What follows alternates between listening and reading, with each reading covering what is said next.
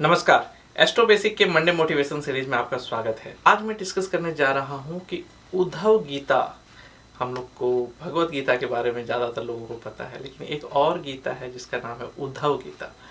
तो उससे हम लोग 3 मेजर लेसन क्या सीख सकते हैं। ये बहुत ही इंटरेस्टिंग गीता है। आप तो सबसे पहले जानते हैं कि उद्धव गीता में क्या है। तो बेसिकली उद्धव जो है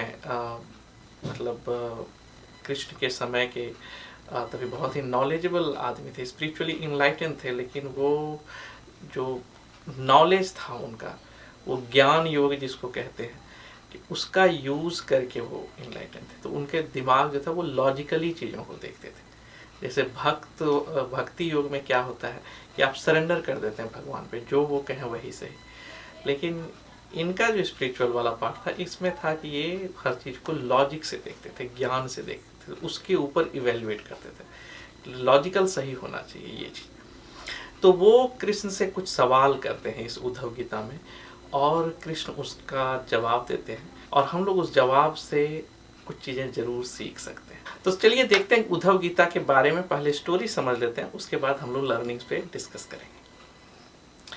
तो स्टोरी इस तरह से है। तो उद्धव कहते हैं श्री कृष्ण से कि बताइए कि ये सच्चा मित्र कौन होता है। तो कृष्ण कहते हैं कि सच्चा मित्र वो होता है जो मुसीबत पड़ने पे बिना मांगे अपने मित्र की मदद करे। तो उद्धव कहते हैं अच्छा, तो आप तो पांडव के मित्र थे, आप तो अर्जुन के सखा थे, तो आपने उनकी मदद क्यों नहीं की?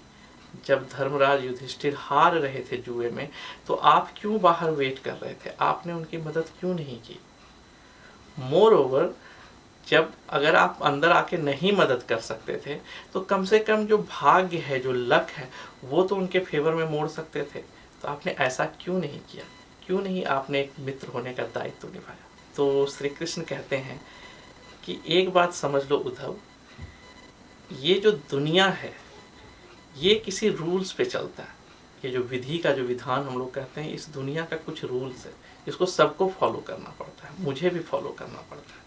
तो रूल ये है कि जो जब भी कोई कंपटीशन या कुछ भी होता है, तो उसमें हमेशा विवेकवान ही जीतता है। जो बुद्धिमान है, जिसके पास इंटेलेक्ट है, जो उस सिचुएशन को हैंडल करने अच्छे से जानता है, वही जीतता है। तो उस समय जब जुआ हो रहा था, तो दुर्योधन के पास तो बहुत संपत्ति था, लेकिन उसको जुआ खेलने नहीं आता था, इसलिए उसने अपना रिप्रेजेंटेटिव बनाया शकुनी को, जो कि जुआ खेलने में माहिर था। जो है उसने उस समय विवेक का यूज़ किया।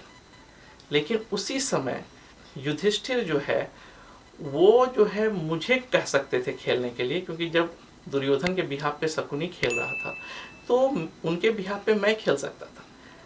लेकिन उन्होंने मुझे प्रॉमिस में बांध दिया, वचन में बांध दिया कि आप जो है आप बाहर वेट कीजिए, और जब तक मैं ना बुलाऊं तब तक आप अंदर मत आइएगा। तो अब तुम ही बताओ कि अगर शकुनी और मैं खेलता, तो बताओ किसके पक्ष में पारी जाती, कौन जीतता, कौन अच्छा जुआ खेल सकता था? डेफिनेटली मैं ही जीतता।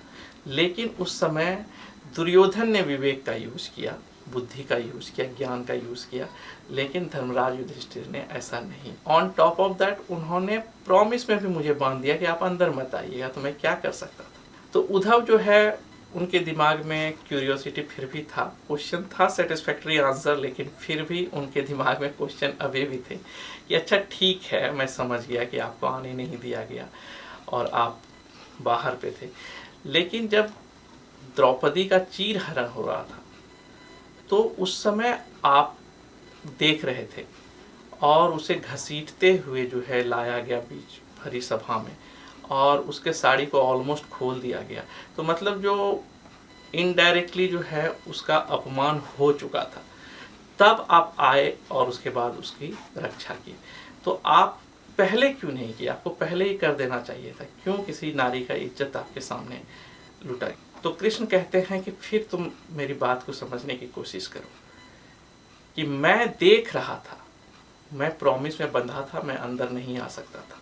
लेकिन जब द्रौपदी का चीर हरण हो रहा था, तभी द्रौपदी ने सारे लोगों को पुकारा, उस सभा में बैठे हुए सारे लोगों से मदद मांगी। जब किसी ने उनकी मदद नहीं की, तब उसने मुझे याद किया।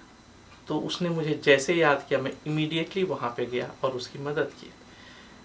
तो जब तक मुझे, ये दुनिया का सेकेंड रूल फिर ऐसे ही है कि जब तक मैं जो हूँ मैं देख रहा था, लेकिन जब तक मुझे कोई पुकारेगा नहीं तब तक मैं उसकी मदद करने के लिए नहीं आ सकता। तो जैसे ही मुझे पुकारा जाता है मैं तुरंत आता हूँ। तो उद्धव कहते हैं अरे यार ये तो बड़ा गजब चीज़ है, मतलब आप हम लोगों को देखते रहते हैं कि क्या सही हो रहा है क्या गलत हो रहा है, लेकिन आप हमारे पास आते नहीं हैं मदद करने के लिए जब तक आपको बुलाया नहीं जाए, भले ही आप उसके मित्र हों फिर भी। तो कृष्ण कहते हैं कि तुम बात को समझ नहीं रहे हो, मैं साक्षी हूँ। एक जो स्पिरिचुअल है सनातन धर्म में हम लोगों का, साक्षी आत्मा को भी साक्षी माना जाता है, सोल को भी स्पेक्टेटर दृष्टा दिया गया है। साक्षी मतलब जो देखता है, स्पेक्टेटर जैसे स्टेडियम में हम लोग मैच देखते हैं वैसे ही जो देख रहा है, तो आत्मा को भी साक्षी कहते हैं। तो भगवान यहाँ कह रहे हैं कि मैं जो हूँ मैं साक्षी हूँ, मैं देख रहा हूँ सब कुछ। लेकिन अगर कोई आदमी ये जान ले कि मैं सब चीज़ देख रहा हूँ, तो बताओ वो कभी गलत करेगा काम? अगर वो गलत करेगा ही नहीं तो वो गलत सिचुएशन में पड़ेगा ही नहीं, तो उसे कभी ये फील ही नहीं होगा कि मैंने उसकी मदद नहीं की। लेकिन जब भी लोग मुझे भूल जाते हैं कि मैं उन्हें देख रहा हूँ या मैं उनके साथ हूँ, और वो गलती करते हैं, तभी जाकर के वो प्रॉब्लम में पड़ते हैं। तो उद्धव कहते हैं कि अच्छा, तो अब मैं आपकी बात को समझा कि आप हम लोगों के साथ हमेशा हैं, लेकिन as a spectator, as a दृष्टा। अगर हम आपको स्मरण करते रहेंगे तो आप हमें हमेशा सही रास्ते पे रखिएगा और हम लोगों से कभी कोई गलती नहीं होगी। लेकिन अगर हम लोग गलती में कभी कुछ पड़ भी जाए, मुसीबत में पड़ भी जाए, तो आप, अगर आपको याद किया जाए तो आप तुरंत हमारी मदद के लिए आते हैं। तो भगवान कहते हैं हाँ। तो ये उद्धव गीता में इस स्टोरी को दिया गया है, इन दोनों का वार्तालाप। तो जो मेजर लर्निंग हम लोग यहाँ से सीख सकते हैं, तो पहला लेसन ये है कि इस दुनिया में, ये जो प्रैक्टिकल वर्ल्ड है, यहाँ पे जब भी कोई कंपटीशन होता है, या कंपटीशन इन द सेंस जब भी कुछ डीलिंग होता है, तो हमेशा उस जगह जो है वही जीतता है जिसके पास दिमाग है। दूसरा लर्निंग ये है कि अगर आप कभी मुसीबत में हैं या आप बाहर जाना चाहते हैं, तो आप हमेशा प्रे कीजिए, उनको रिक्वेस्ट कीजिए कि आप मदद करें। एज्यूम नहीं करना है कि वो तो देख ही रहे हैं, क्योंकि जब तक आप उनको बुलाएंगे नहीं तब तक वो आएंगे नहीं। तो दूसरा लेसन ये है कि अगर आप प्रॉब्लम में हैं तो प्रे कीजिए, वो जरूर आएंगे मदद करने के लिए। और तीसरा लेसन ये है कि अगर आप मानते हैं कि वो आपके साथ है हमेशा, अगर आपका सोल, आप अवेयर हैं, अगर आप समझ रहे हैं कि कोई आपको हमेशा वॉच कर रहा है, देख रहा है, आपके हर चीज़ को रिकॉर्ड कर रहा है, तो आप हमेशा वही काम करेंगे जो सही है। क्योंकि मॉरल लॉ ऑफ कंडक्ट जो होता है, जो सही और गलत, जो कि मैंने एक वीडियो में बनाया है, श्रेयस और प्रेयस, उसमें मैंने क्लियरली मेंशन किया है कि क्या सही है और क्या प्रिय है। अगर आप हमेशा श्रेयस चूज करते हैं, ये जानते हुए कि जो आपको देख रहा है वो हमेशा आपको कहता है कि सही करो, तो आप कभी प्रॉब्लम में नहीं पड़ेंगे और आपका जीवन हमेशा आनंदमय और सुखमय ही रहेगा। तो ये था हमारा 3 major learning. So I hope आपको अच्छा लगा होगा। तो मिलते हैं अगले वीडियो में एक नए मंडे मोटिवेशन के साथ। तब तक के लिए नमस्कार।